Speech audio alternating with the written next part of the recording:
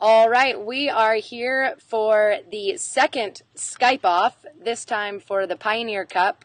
Columbus Crew and FC Dallas will play on Friday in tribute to their respective patriarch, Lamar Hunt.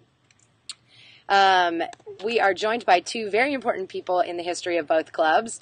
For FC Dallas, we are joined by Bobby Rhine, who had a 10-year career and is now the play-by-play voice for FC Dallas. Bobby, say hello. Hello, everybody. Good to see you all.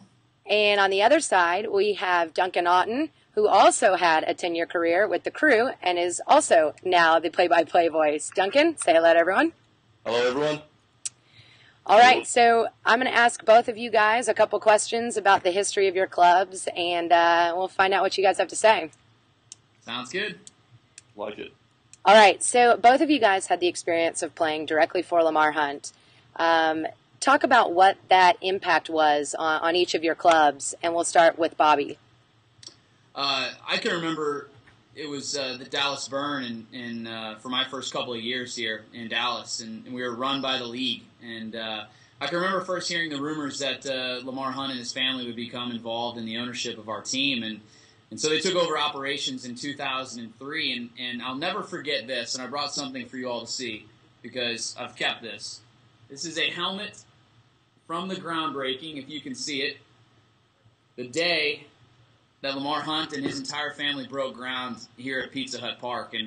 And before then, I really felt that us as players, we were part of a minor league, really, because we trained at a high school field. We had double-wide trailers, our locker room, and we felt minor league. But when the stadium ground was broken, when the stadium opened up, all of the amenities of a professional locker room, the stadium field and the training field were just right outside of our locker room door. Everything became so incredibly legitimate, and I think that's just really continued forward. And it's gotten us to a place here where I think it's such a great representative of Major League Soccer.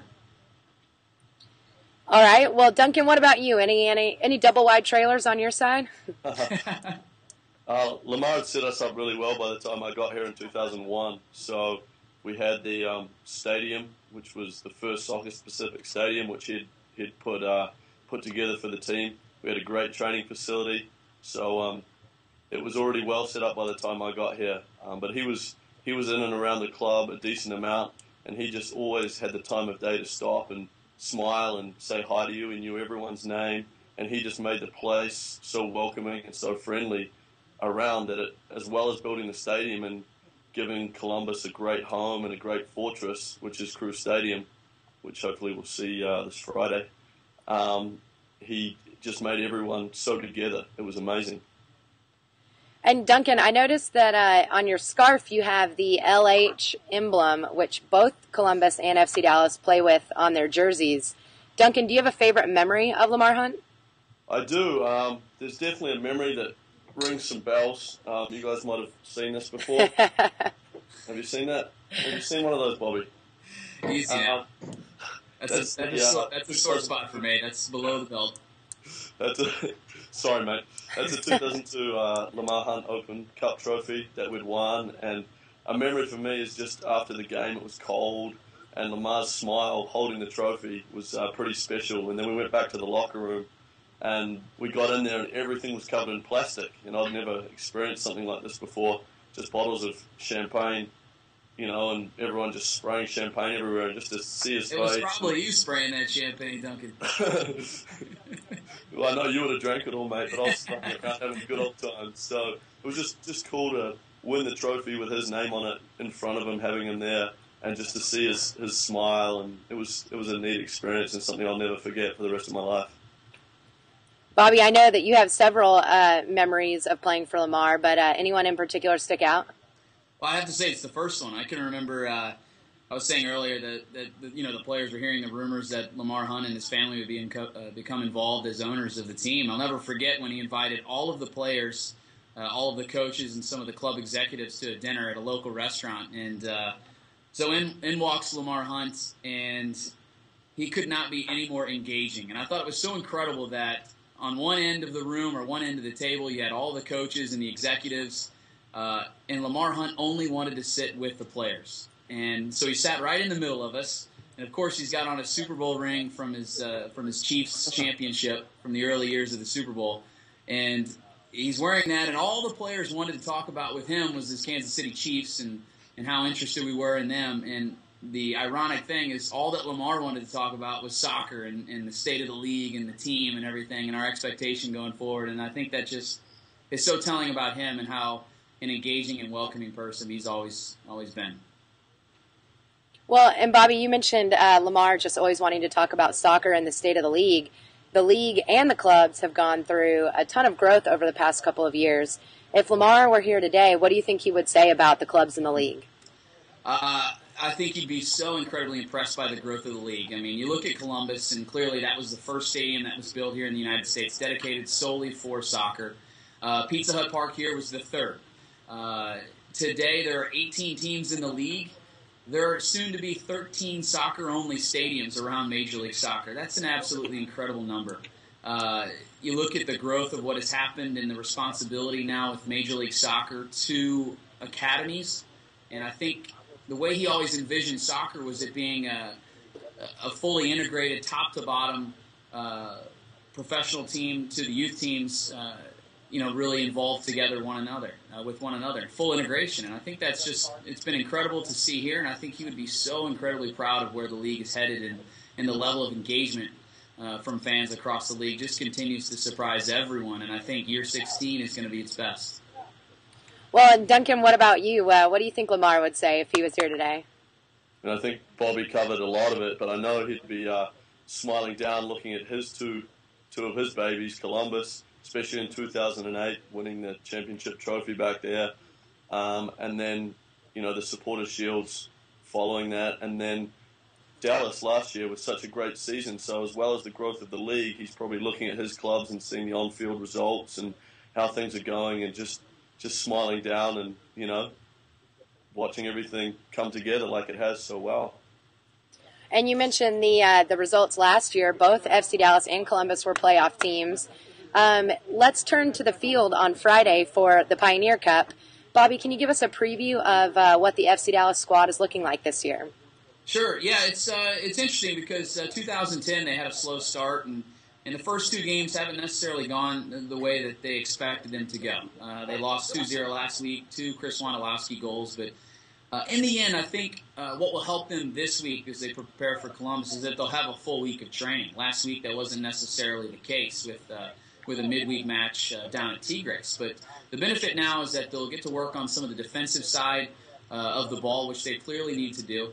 The players are fully aware of that. The coaching staff is aware of what they need to work on.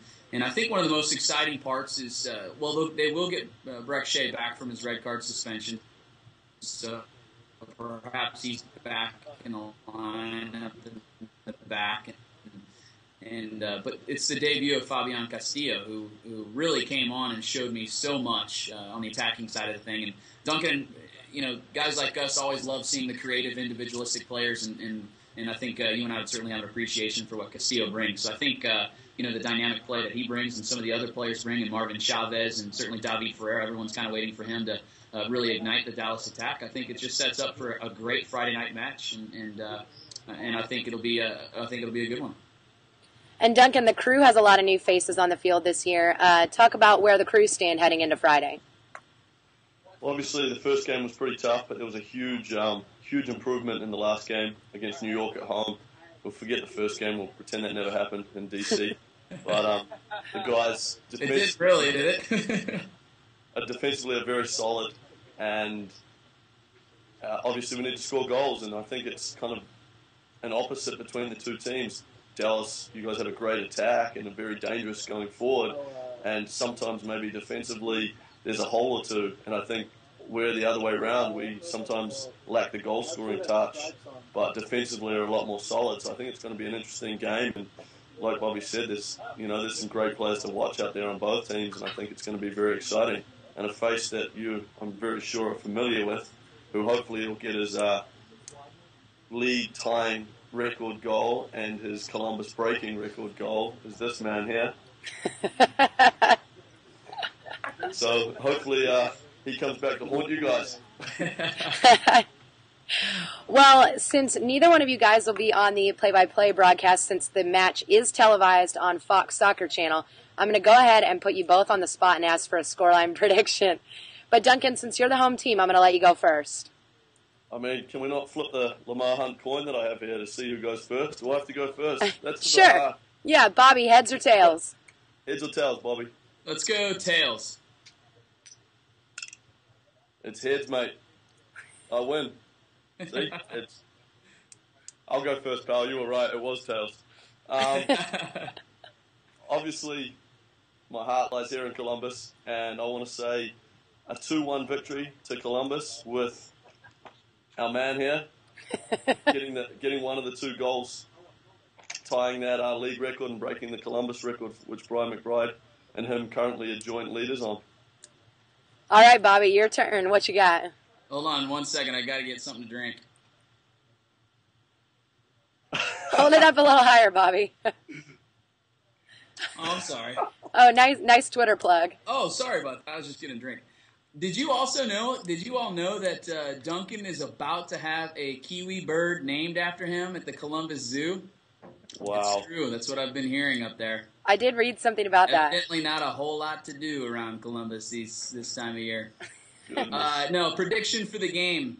I expect to see a much stronger defense from FC Dallas, and I'm afraid the goal-scoring drought for Columbus perhaps continues, and I would expect a 1-0 road victory for FC Dallas in this game. And the goal scorer, Milton Rodriguez. Okay, so Milton Rodriguez breaks his drought. His one-game drought. One-game drought. Well, Duncan, Bobby, thank you guys for joining me. The Pioneer Cup, will be televised on Fox Soccer, 6:30 p.m. Central Time on Friday night. Hopefully we'll see everybody on that broadcast, and we'll see who was right, Bobby or Duncan. Thanks, guys.